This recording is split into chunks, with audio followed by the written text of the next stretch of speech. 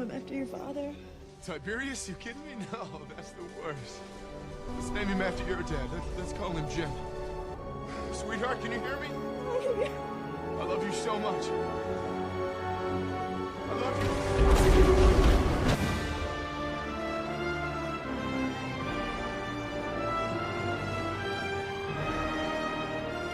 Welcome to Everything Old is New Again. We are back in our final installment discussing Star Trek conventions. Yay! That's the effervescent David Cohen. We used to say omnipresent. Which do you prefer? You changed that. And now you say effervescent. I feel like I have to be effervescent. That's. But it works. It gets me interested in something I have no interest in. So yeah. Keep going. And speaking of omnipresent, when we discuss Star Trek conventions, Michael Weiner is here, as is Dr. Richard Richter, and Dr. Weiner both attended the Star Trek conventions in the past, and this one in particular in Vegas with me. Right. Can I just ask you guys do you have any patience at all? Because you're here the third time now talking about this stuff. Is your practice just going down the tubes, or what's going on? Yeah, there was traffic in here, but it's some things come first. Michael has more patience than anyone that I know. A different kind of patience. Yes, put I up got with it. all of this. David, that was very funny. What? Your statement. Oh, thank you, Richard. We should have these guys here every week. Which we have had them here every Which week. statement was that? Douglas, was you funny. didn't tell me I missed David the was a humor. funny guy.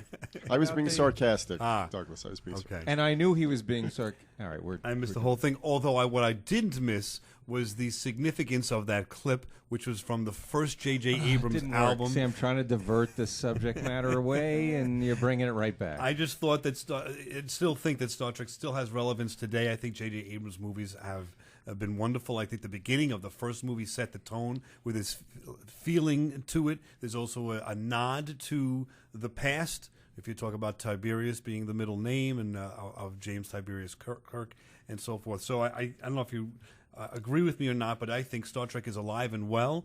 They're coming on the 50th anniversary. This, I believe, next year will be the 50th anniversary of the broadcast of the first Star Trek episode. We're on 45 years of conventions, and that's what we're discussing today. Some of what is the attraction to a Star Trek convention to someone like myself is not only everything we just spoke about over the last 2 weeks in terms of autographs and photographs and costumes and set pieces, but I'm interested in and have a lot of fun listening to some of the presentation by the actors on stage. We talked about there's a main room that can seat, I don't know the number, but I'm going to say 10,000 people, a huge amount of people. And they fill that room with speeches from the various guests. I really want to capture, before we get into a live presentation, Richard's angst and discussion that he has about these questions, because the format is where these people take stage and they ask questions by the fans. So let's just hear a little bit about what went on this time. They need somebody to screen these people coming up and asking the questions, because they're insane, some of them. Douglas, I remember the Chocolate Man especially. When he came up to Kate Mulgrew, he said how he followed her to all the different conventions. He bordered on being a stalker.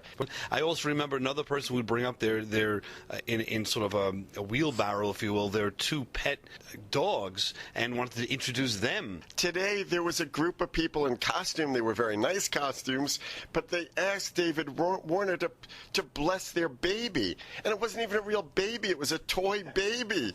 What a complete waste of time. Did you hear that angst and aggravation from the gold member himself, the gold ticket holder? I admit it, Douglas. I was reaching a level of frustration that knows no bounds.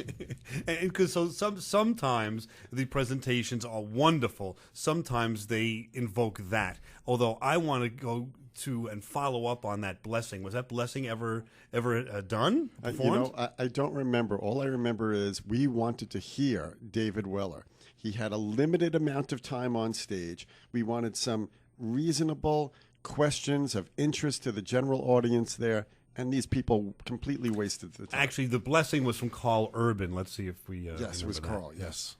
We have traveled far with the Nibiru, And we were there on the day of Great Awakening when the ship arose from the waters. And I wanted to just ask you if you would mind blessing my baby. We think it's the chosen one. Yes, indeed. I would just like to say I was never on that planet. I'd like to disavow any knowledge of that. But I'm happy to bless your baby. I bless this baby. Very good. Let's give these Nibarus a hand. That's just total insanity. Talk about insanity. What was Keith Urban doing there? That's what I'd like to know. Carl Urban. He's Who's the Carl Dr. McCoy of the new J.J. Abrams. Okay, Dr. McCoy. Yes. All right, you have to put it in plain speak for people like me. Well, that's not a problem. That's why you're here, to bring us down to earth back from the Netherlands. But Thank you for letting me experience that whole thing again, Douglas. I know you love that. What other than that, the topics that usually are discussed are the meaning of Star Trek in the stories, or their participation in the roles and how it came about, or some life advice. Some people like that. The stars talk about that. So there is some fun that's had, and some nice point of view that's presented. But I also would suggest that there's undercurrent of a literary tradition in Star Trek, at least going back to the original show and maybe the Next Generation. Let's listen to a little clip about and bringing us to some literature, some class, some culture to Star Trek that we've heard in the past.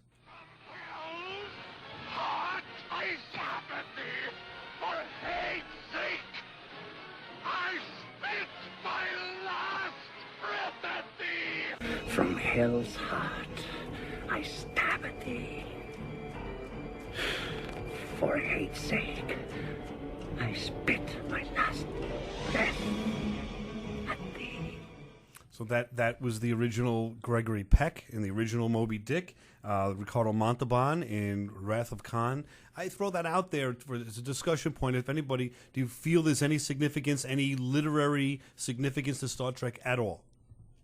Michael? You're putting me on the spot here. I'm not really sure. Well, let's see if we can convince you with one more clip.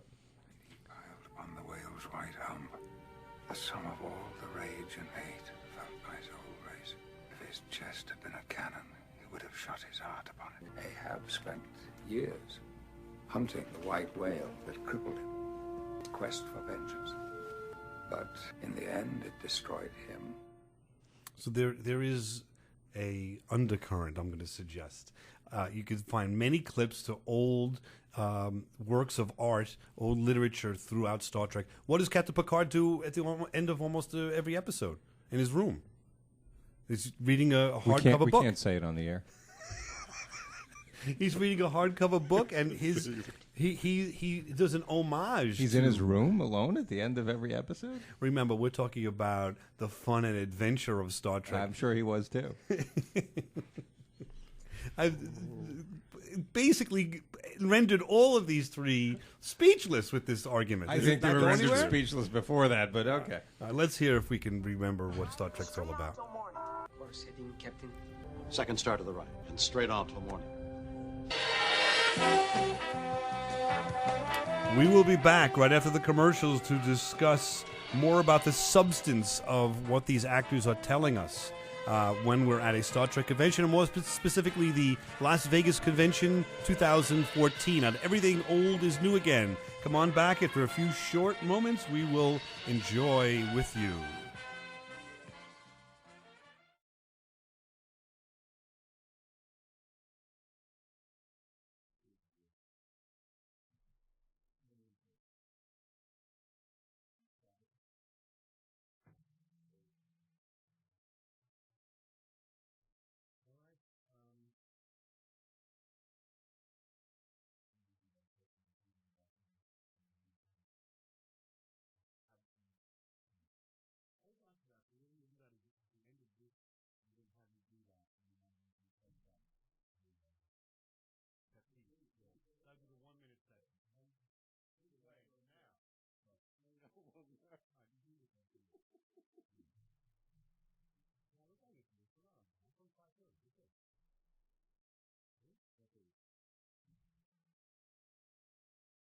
Hi, this is Paul McGann, the 8th Doctor, and you're listening to Everything Old is New Again.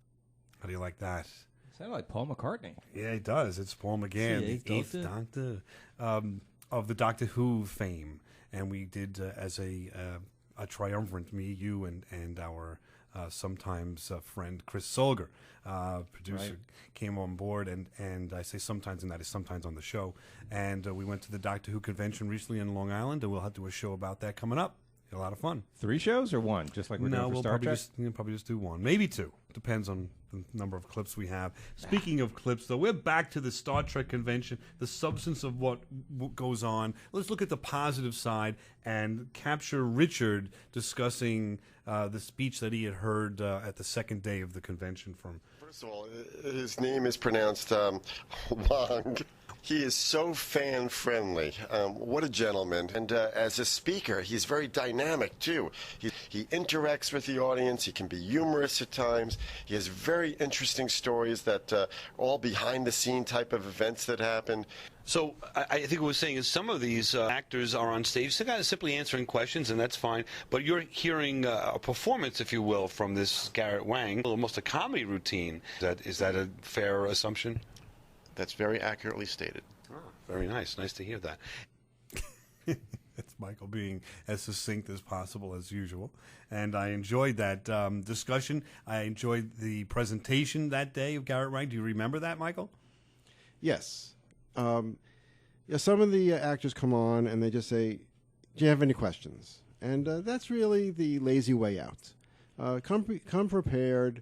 Tell us something that we haven't heard before.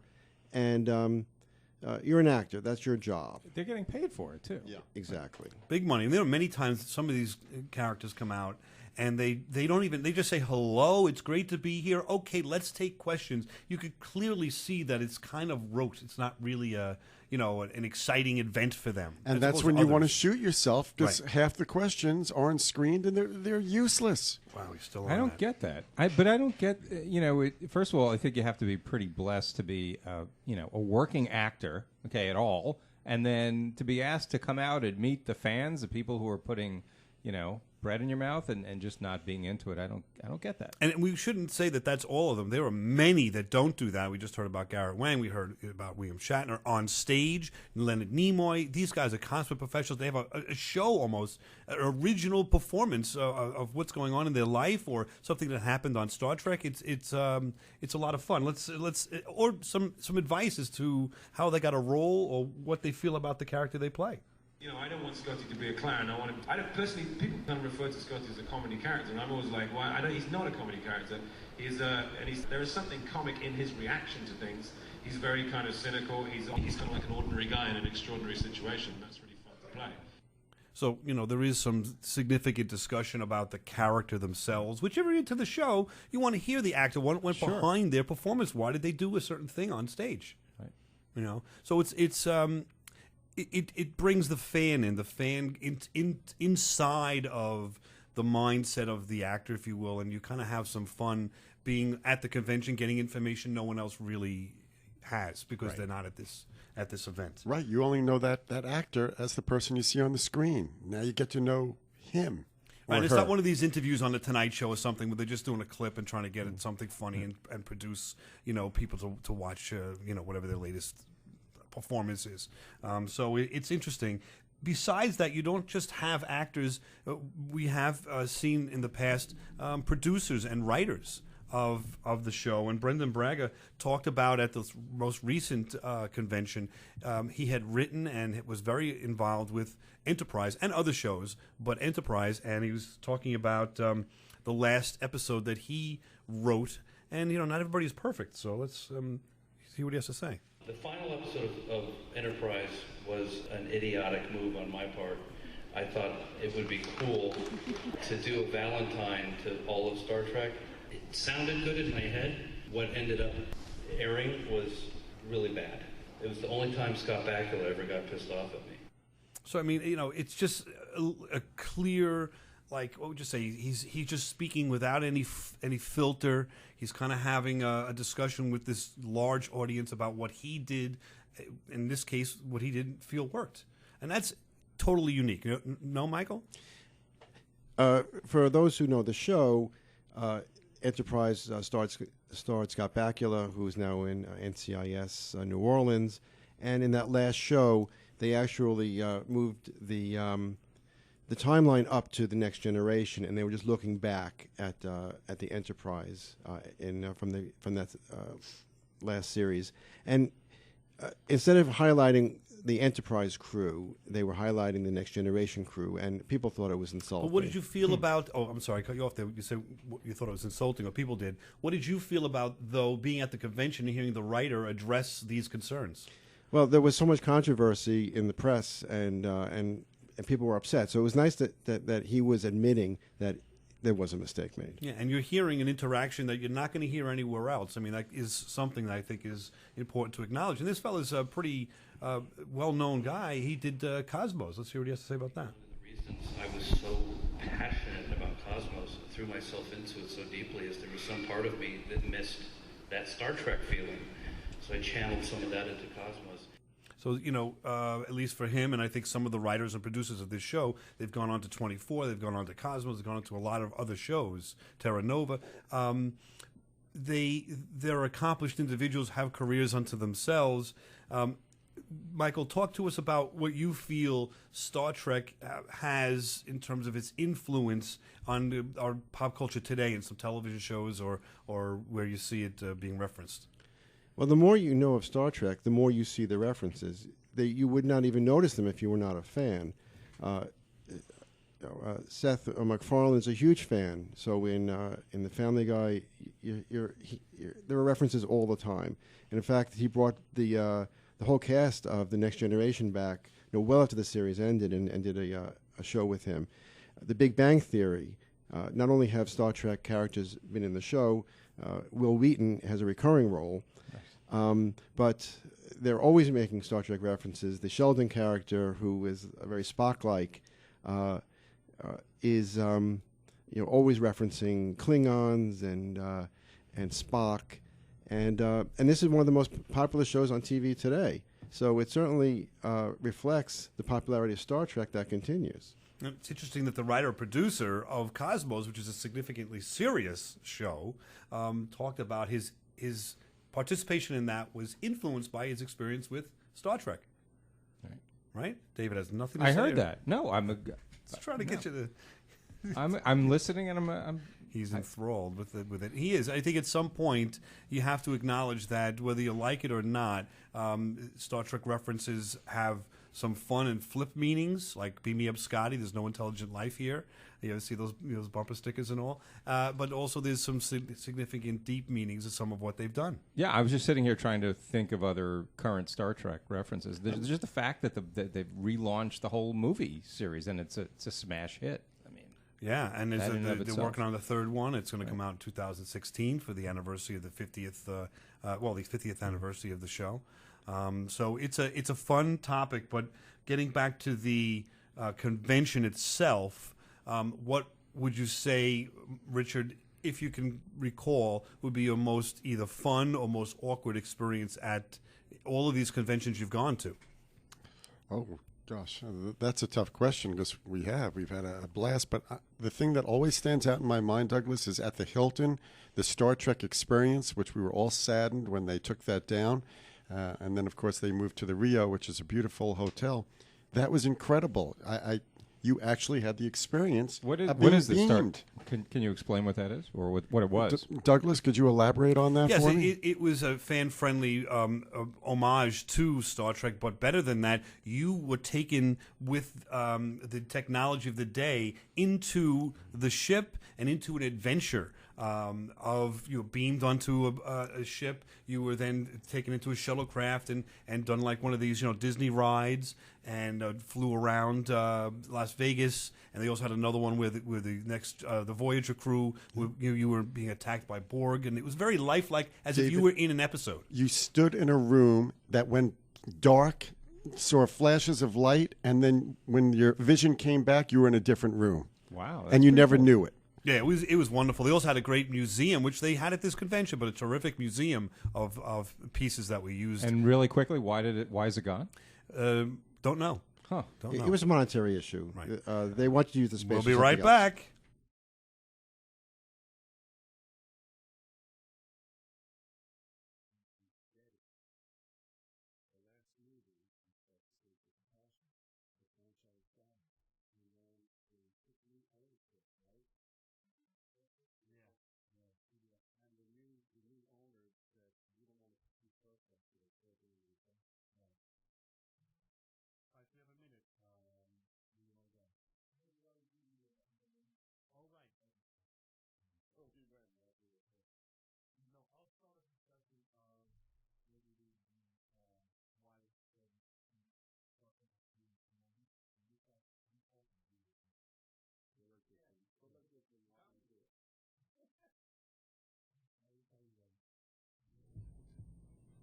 We are back. Everything old is new again. Behind the scenes, just discussing for a moment here the Las Vegas experience. Richard, you okay? Wait, this is what I've been dealing with for this show and 2 shows before. This guy's addicted to these Peanuts M&Ms, and he's like being in a movie theater. You know, with the guy behind you that's doing that sound. Do that sound. Do that sound. Oh, you're at a lecture? Come on, Douglas. You hear this? I mean, could we just put that aside, please? Or you go to a play and you come back from a play, you've paid $175 for this ticket, and you hear this. Some goof. Plays worse because the actors can hear it too on the stage. I mean, it's distracting them. I don't know how that happens, but that sound, it goes for football fields. You can hear it away. A real professional mentally blocks these things out, like a pitcher at a major league game. Mentally is right. Mentally block. Real professional is right too. We don't have any of those. None of those things work for us. We'll be back.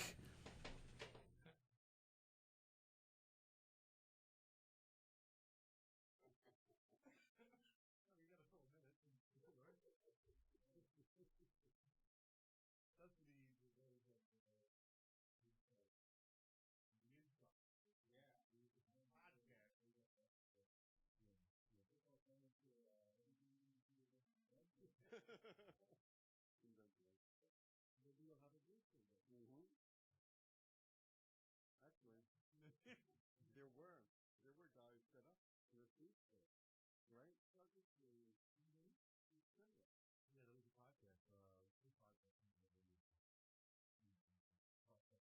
And then there was another guy. There was another guy that was.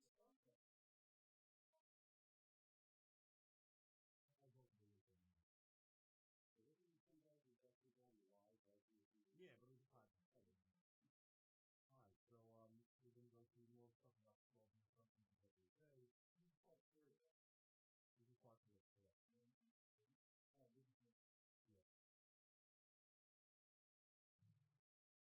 Jamie McCrimmon, the longest-running companion in Doctor Who, and you're listening to Everything Old is New Again, Jamie. Listen to that. It's another franchise, not Star Trek, but Doctor Who franchise, that we went to the convention and met all the stars. I thought it was fun and interesting. We weren't really fans of Doctor Who, so we kind of didn't really recognize if these are people that are well-known in England especially or not, but looking them up on the internet, these are some well-accomplished individuals that had to deal with my questions, the insanity of it. We're nice enough to do those intros for us. Exactly, which was great. We're back talking about Star Trek conventions and the advice that we get from some of the stars. Peter Weller, I thought, was very interesting and very different than some of the people you see on stage. Richard was enthralled by that, and I got a little clip of him talking about it the night. Who's after. Peter Weller, real quick? He'll tell Character? you. He'll tell you. All right, sorry. He didn't just address the audience about the movie career. He made a point of educating the audience, and his persona projects just like Admiral Marcus in the movie. He has a commanding presence. Cyrus the Great, 526, he frees the Jews in Babylon. He had a vision, a Zoroastric, one-God vision that people ought to live in their indigenous home. People didn't free people in 526 BCE. You come to Denmark, 100 people perish because the king put on a Star of David and said, we're all Jews here. And the Nazis didn't know what the hell to do. You got a machine gun pointed at you and you say, give up the Jews and the Gypsies and everybody else. Those moments of history of bravado gotta be told. Michael, you were there for that. How would you characterize his presentation?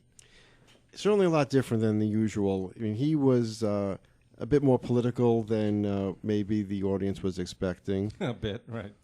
But he loved his topic, and he's got a master's in history. Very entertaining. It's RoboCop, right? Yes, Peter Weller? yes, and he was trying to present to us an idea, beyond Star Trek and about the world in general and how courageous certain people were back in the past.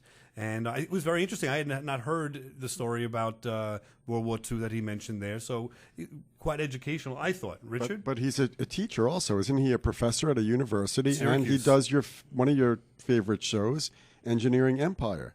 Absolutely, he was terrific. It was really a lot of fun. He had a little more to say, maybe more about some advice that he presented. First law of prosperity in Sanskrit, Hinduism. Find out what you really want to do and do that. You know, that's a simple statement, but he backs it up with, exactly where it's coming from, the mythology behind it. He certainly was more than just that one clip. He was really exciting and different to see, and you're not going to see that discussion that he's talking about on any talk show that he's on television. Make sense? That same kind of point of view was brought to life by Simon Pegg, who was at the convention. Follow your dream. It's very important that you do that, I think, as a person. If you can, you have to follow what you're kind of... I know it sounds so cheesy, my God, but it is like, if there's something that you really love doing, do it however you can. Even if you have to do it in your spare time, do it. This is that, Make time to do the thing you love doing, and that will make you happy. Simple, basic, simple advice that maybe you're at the convention and you're not expecting that, but you get an affirmation, let's say, from a star that you may, respect in some way on stage. I think that it's of interest. I think it's fun to hear that, other than just hearing, what the Gorn had to say about William Shatner and working with him. Not that there's nothing wrong with that, but this is certainly another dynamic that you see and hear at a Star Trek convention. There's also some advice given every so often. Let's see what Simon Pegg has to say about comedy. Do as many gigs as you can. Get out and play in clubs, do 5 minutes for free and get people to like you, and then they'll invite you back for 10 minutes. You just got to keep at it. And no matter how many times you die on stage, you reset and you do it again. Never, ever take dying on stage as a reason to stop doing comedy. And he's a comedian? Yeah, he's a comedian in England before he started up. He's a writer, a director. He did Shaun of the Dead. I don't know if you ever saw that. Just to remind people like me I know who he is. He's the Scotty of the new, Scotty, right? And he wrote and directed Shaun of the Dead, which was quite successful in the zombie genre, but it was a comedy as well. And some others, I think it was Paul was the name of it. Great movie. Yeah, another one, he wrote that one. So, he had some advice. It wasn't just, how long does it take to put on the makeup? There's other discussions going on. And let's hear what William Shatner give a little bit of advice. I directed Star Trek V. So I suggested the story of Star Trek. We go in search of God, we find the devil, and we escape. No, you can't do God. What happens if it's an alien who thinks he's God? And I said yes. And that compromise led to the gutting of the story. When do you say, I am not doing that because that's against my principle, or I will do that, but I'll make 3 steps if you take 2? So, I think I've made the point here, but there's, again, different kind of discussion. He's talking about, what you go through with your career and in life, and when you should compromise and when not. Richard, do you have anything to say about my theme here of the substance of what you're getting from these people? Just what we've already said earlier, Douglas. Some of the actors come on, they have really nothing to say other than ask any questions, bless my baby, and then you have others that really do provide you with a lot of insight and some thought-provoking stories or comments. Michael, anything to add? I agree 100% with what Richard said. Did you take anything from this convention, any of those clips we talked about? Did that reaffirm anything for you? Would you suggest that had any effect on you whatsoever? Do I think it's going to change my life in some way? No, I don't think so. Right. But what did you think of hearing it? He just shot down the whole segment then. Well, I already have that, desire in my life to follow my dream, to do what I think is right. But what is the makeup of the people listening to this? Give me an age makeup of what you saw in the audience listening to this presentation. There are children. There are people middle aged, like unfortunately we are, and there are people probably in their 70s and older. They're all there for the same reason. People bring their children who then get involved. And whether the actor has something really profound to say or whether it's kind of ordinary, it's still it's still very interesting and always fun. And I also found it interesting to hear the references from Peter Weller to history, the references to never giving up and so forth. For a younger person, if I had my daughter there, if they or son and they had respected these actors, I think it may be more impressionable for a younger person, but it's positive messages. Have you heard any negative messages or some experiences maybe with Harlan Ellison that, Richard, you had a little difficulty with, or no? Is it always positive? You know what? I did not enjoy him to the point that after a while someone's speaking and all you hear is wah, wah, wah, wah, wah, meaning I don't even remember what the man talked about other than I felt it was degrading and insulting to the audience. Who was that? Now, that's a writer of one of the episodes, and he's won many awards. His name is Harlan Ellison. He wrote City on the Edge of Forever, which The Guardian, which we referenced previously, was a part of.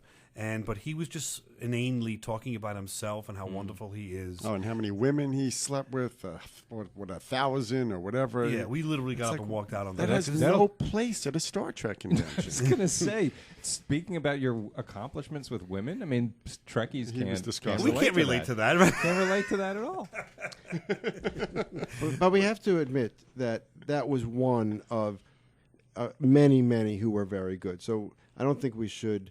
Oh no! Just trying to you need a kind of brush this whole thing, paint the whole canvas. There's good and bad everywhere. Makes you appreciate somebody like Peter Weller. Absolutely. We'll be right back after these commercial messages. Everything old is new again.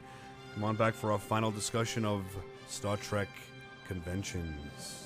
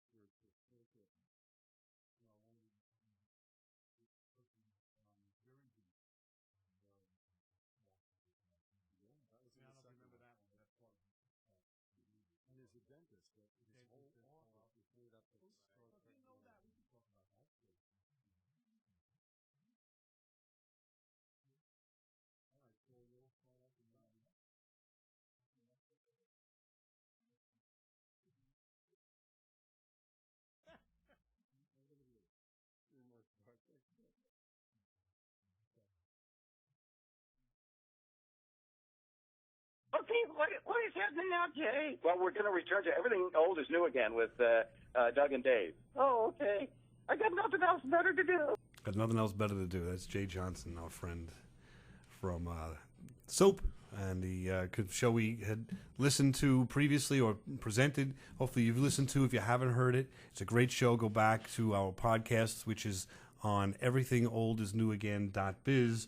We are back discussing all things Star Trek. Star Trek also is not so bland and always discussing philosophy or history, and the show itself has some musical backgrounds as well. I just wanted to play. I'm just throwing this out there. Change gears. This is my favorite song from Star Trek. Head now to Eden. No more trouble in my body or my mind. Anybody remember that episode? I hate that episode. I hate that one. I reach, man. I reach. That's a little trivia question that goes a little ways back. I just had to throw that out there for all you Trekkies or Trekkers, which would it be that would just absolutely flip over hearing that over the radio? We've never heard that before. what is it? Trekkies? I thought you guys were Trekkers because Trekkies is. Well, we're Trekkalites. I thought we established Trek that. lights, right? Trekkalites. Yes. Doug is the Trekker. Yeah. That was a throwback to the hippies in the 1960s. Yeah, it's a reflection of the time of the day. That's what I love about Star Trek, as opposed to these shoot 'em ups. It's more of reflection of societies, and we examine that. Is there really Eden? Is there really, can there be peace across the board or not? Anyway, back to the Star Trek convention discussion. We were at the convention taping what we've heard over the last 3 shows, and I just wanted to throw out there a little bit of the outtakes of what we did, because it wasn't always so serious and significant discussions. We were sitting up in the hotel room at the end of the evening, taping a little bit and having some fun. Let's hear what Richard had to say. Thank you, Douglas. Thank you, Douglas. Most definitely. Probably has no room. Pardon me, it's actually a little humorous, but it doesn't always want you hanging them all over the house. This is all, of course. But so have you gone to anyone's home where they?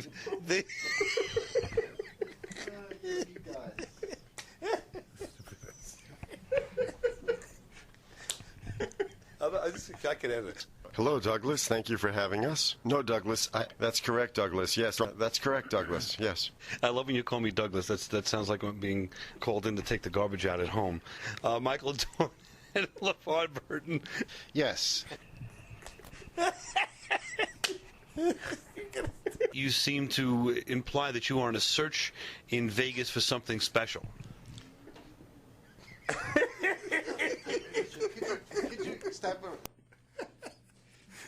Dave, you can take over from there. That's just wacky. You guys are. You know what it is? It's probably funny for nobody but us, but that was hysterical. I think we had too much Romulan ale, and we were trying to string together cohesive thoughts. You can hear Mike in the background just trying to be the voice of reason, and these two idiots just can't keep it together. Well, a full day at a convention, it's got to take a lot out of you. Actually, 5 days at conventions. Or the convention. It was how long was it? 5-day convention, right? It was 4 nights. Thursday, Friday, Saturday, Sunday. Are you kidding? Yeah. That's crazy. All right, now I'm back to this is crazy. I was with you for a while, but seriously? So 4 full days you guys showed up for this thing? 4 full days, and we went for it. And guess what? There was a ton of stuff we didn't get a chance to see. We didn't participate in all of it. We there's like Scott Bakula was doing his thing with a photo opportunity, and at the same time Peter Weller was on stage. We couldn't see them both. By the way, Richard, I don't know if you want to share Scott Bakula's story about. I don't know if we finished that thought about what he did with the photographs we saw. Yes, Scott Bakula. Wow, what a new level of respect and admiration I have for that man. During the autograph line, he's friendly with everyone, but there was a child with special needs. Special needs child, I think severely autistic and maybe a little physically handicapped. He was taking picture after picture after picture at no extra cost, spending so much quality time with this poor girl. I just love the guy after that. It really showed what a good person he was, not just there to take the money of the people who were visiting, but really give something back.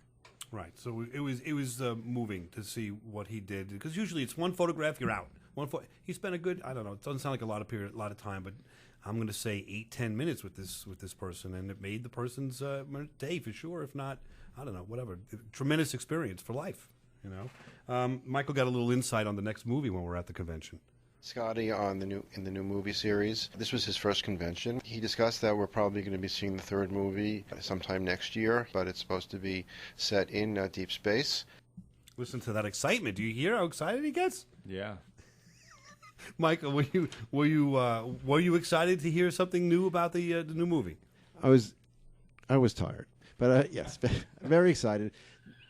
You can do. We're just gonna have this as the background now from now on. There was some criticism that the second movie took place much too much in San Francisco and not enough in space where Star Trek belongs. So we're all looking forward to the 3rd movie, and we'll see where it goes from there. Dave, any questions left over? Did we cover everything that you had in mind in terms of what's going on at these conventions? We haven't even scratched the surface. One thing I want to... Can I really ask questions? Yes, get involved. So, look, you guys have this passion. I understand, but it's also not something that just comes up in normal conversation. I imagine, right? So, how has it affected you? Maybe each one of you can just briefly talk about it. I'm just curious as to like when you quote unquote came out of the closet about this with a significant other in your life, whether it was a girlfriend, whether it was your wife, or maybe another good friend. Did you feel awkward about doing it, and what was the reaction when you actually told someone how deeply interested you are in this? Michael? Well, it's been no secret since I was 5 years old that I was a science fiction fan. So my wife, if that wasn't going to be good for her, she was going to have to learn to enjoy it with me, which she has. So I don't think there's anything to be embarrassed about. I think more people should enjoy Star Trek and not less. Richard? Yeah, I think for me it comes up more in casual conversation. I mean, patients might be in my office at a certain point, see a Star Trek autograph photo on the wall, or in my house, the basement theater area, there's a lot of Star Trek memorabilia. Someone will say, "Hey, I love that show," and then all of a sudden it strikes up a conversation. But I'm talking about when now you guys are a little older, you're comfortable with it, but when you were younger, when you were on a date, when you were getting to know your wives. I never spoke about Star Trek when I was on a date. Right? No. So when did she kind of get the reality of Right the at, situation? I understand your question now, David. After we were married, I would watch at 11 o'clock The Odd Couple, 11:30 The Honeymooners, and 12 to 1 Star Trek. And after a week of that, I think she began to catch on. What was her point of view? I mean, she's very understanding of all of this. You know what? I'm such a blessed man. That woman I can do no wrong with. Great. May I say one thing? My wife has a photo of Counselor Troy in her office, so I have converted her. Wow, that's big. And my wife Doug? ignores that it even exists. In other words, but there must have been some point where it was exposed to her that what a fanatic you are about the show. well, yes and no. In my later years, I don't even watch it so much anymore. I don't really watch the reruns. I'll go to the brand new movie, and that's about it. I don't talk about it. I tried once to that episode we spoke about a couple of shows ago about it's called Tapestry, where Captain Picard dies and is given an opportunity to change his life, fate versus free will. I tried to have her watch that one time deep into our relationship, and she literally fell asleep like 5 minutes in. And then we have a joke now. She says, she woke up at some point. I said, "Did you watch that show? What did you think of it?" I don't know. There was something about a Nausicaan, and that was the alien involved. And that is all she knows about Star Trek. And if you ask her a question, we will laugh and just say, that's what she'll say, something about a Nausicaan. So she's totally on the periphery, and it's not a cornerstone of my life other than the 4 days that I go to Vegas. Right. And my philosophy of life has certainly come from that. And my excitement and my Peter Pan type of attitude towards life comes from Star Trek. There's no doubt. You guys agree with that? He reminds me of Peter Pan, yes. Look, if you live the life that Star Trek portrays, it can only lead to good things. Cool. How do you like that? Well We'll end said. on I like that. that. Well Very said. good. Thank you, Michael. Thank you, Richard. Thank you, David. We will be back with Everything Old is New again next week.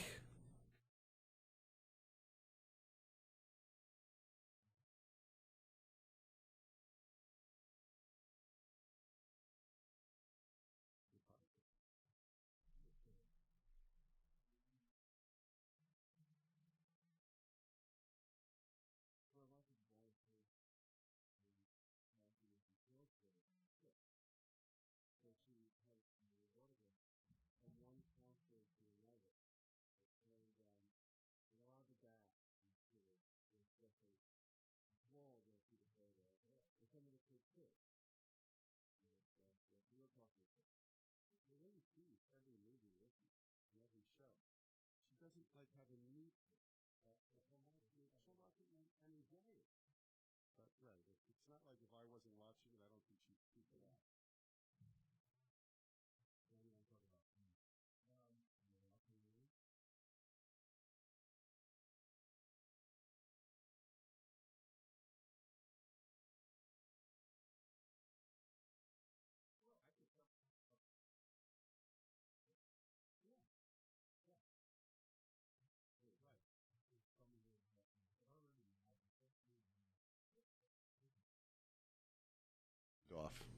We are back. Everything old is new again, and we are finishing our discussion, our 3-day discussion of Star Trek conventions. If you haven't heard all of them, please go to our podcast at everythingoldisnewagain.biz. Dave, what do you think?